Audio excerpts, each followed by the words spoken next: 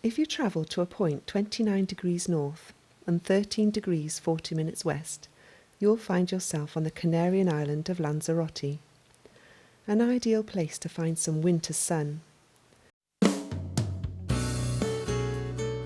It is an island of two halves, the north green and fertile, and the south ravaged by volcanic activity, brown and largely inhospitable, except for the coastal areas where resorts such as Playa Blanca have sprung up.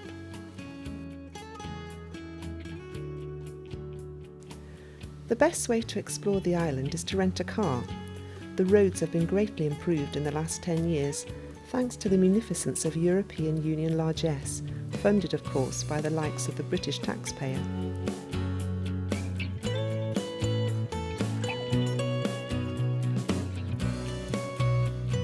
Even in the fertile north there is plenty of evidence of past volcanic activity, which has left a black soil.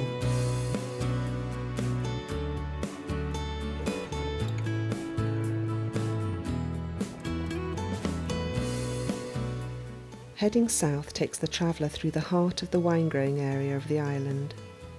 The landscape is covered in what at first appear to be giant hoof prints which, on closer inspection, reveal themselves to be shallow pits in which a single vine is planted.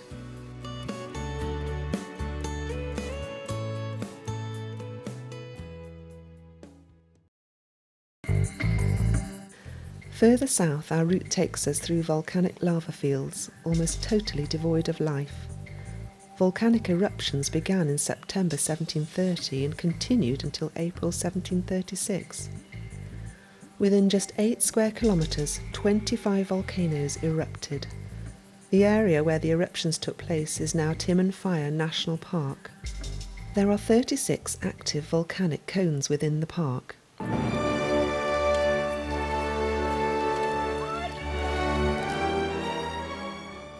One way to see part of the park is to take a camel ride. Actually, they're dromedaries. The ride to the top of one of the craters takes 10 minutes.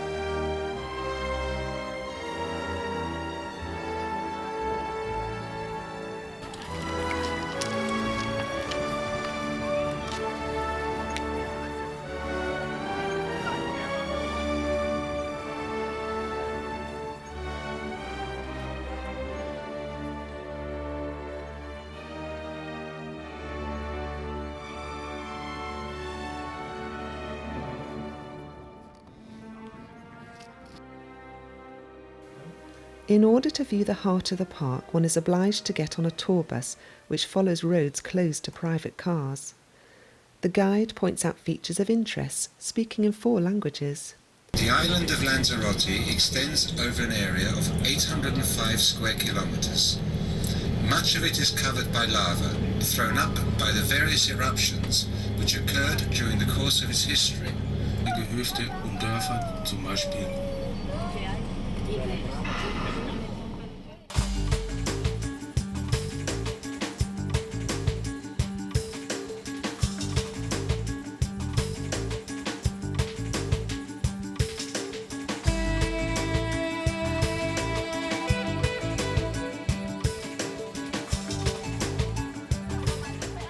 Following the tour, one of the park rangers performs a number of party tricks to demonstrate the heat just below the ground surface.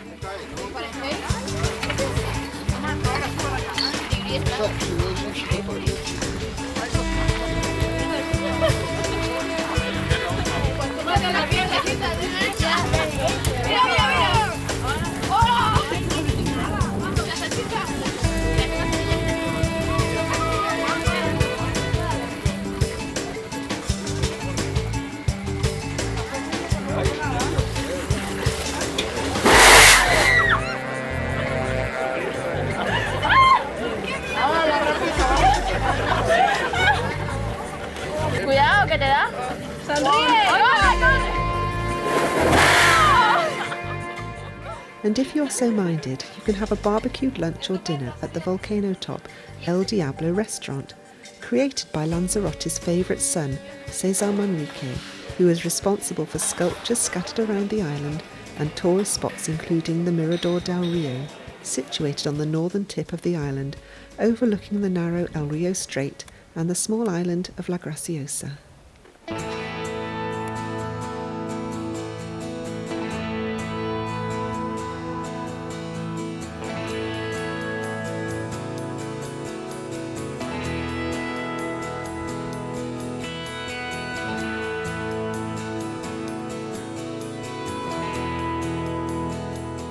Prior to the eruptions, the south of Lanzarote was a fertile place of vineyards, agriculture, cattle farming and many peaceful villages. Now it's a dead area of black rock and dried lava. Where the lava flows met the sea, it became rapidly cooled and contorted, and many unusual formations occurred. These can be viewed from Los Hervideros.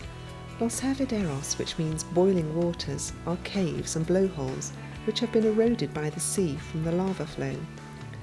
As the sea comes in, the waves crash into the natural caves. It is possible to walk around the cliffs and watch the waves crashing against the rocks from one of the natural balconies. El Golfo could be classed as one of the wonders of Lanzarote. It is an emerald green lagoon that is separated from the sea by a wide black beach. There are many old wives' tales as to why the water is emerald green in colour, but the most logical reason must be because of all the vegetation underground and the life that lives in the water. The volcanic cliff owes its amazing colours and shapes to running hot lava at the times of the explosions.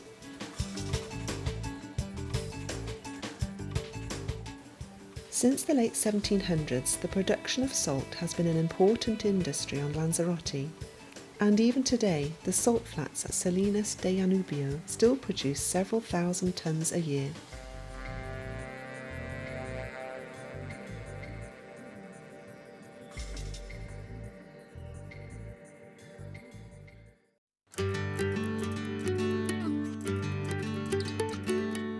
At Punta Pechiguera, the most southerly point on the island of Lanzarote, stands an old lighthouse built in 1866 and its modern replacement built in 1988.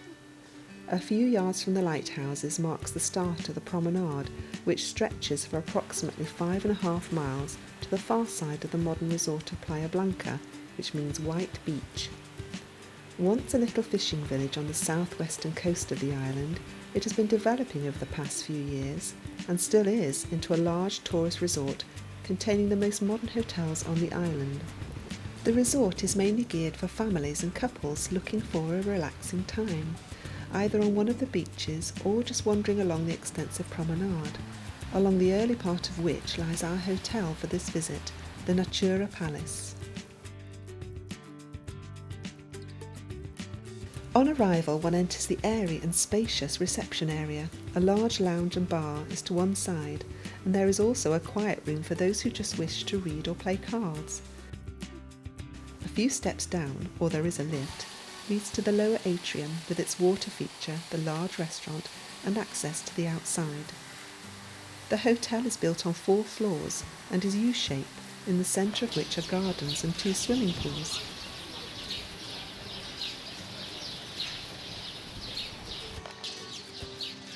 An outdoor bar and cafe is available for drinks, snacks and lunches.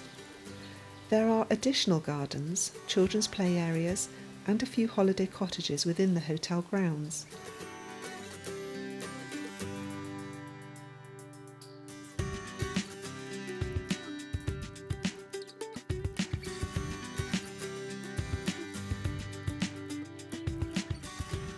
A secure gate with electronic passkey gives access onto the promenade and beach, which is mostly rocks at this point.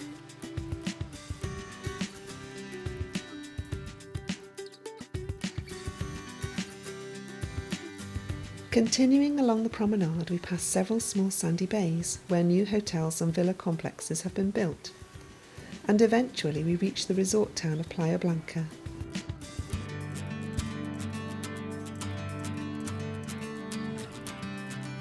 Here are situated all the shops, bars, cafes, restaurants and clubs which go to make a modern holiday town, although so far the authorities have managed to prevent the tackiness associated with some Mediterranean resorts. The harbour plays host to a few fishing vessels, and also the ferry to Fuerteventura, only some 15 minutes ride away. One of the newest areas in Playa Blanca is Marina Rubicon. Now complete, it is becoming the most popular harbour in Lanzarote.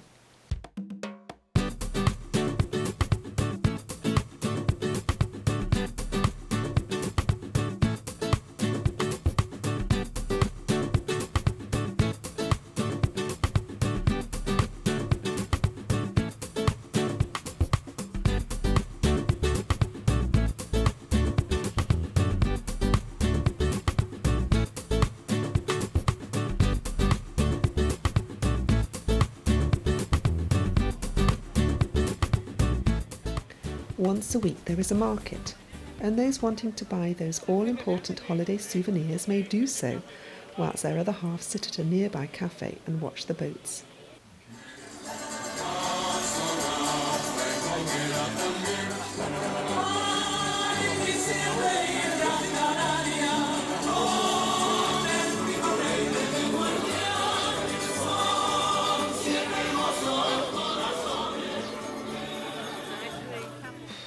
The luxurious Gran Melia Volcan Lanzarote Hotel is located next to the Marina Rubicon. The hotel was designed to resemble a typical village of southern Lanzarote. It is composed of a series of small buildings, perfectly blending into the countryside. Strolling around the hotel, you will find typically Spanish small squares and corners inviting you to sit down and admire the countryside. So, from a bar overlooking the marina, taking in the winter sunshine, we conclude our tour of Lanzarote. Hasta la vista.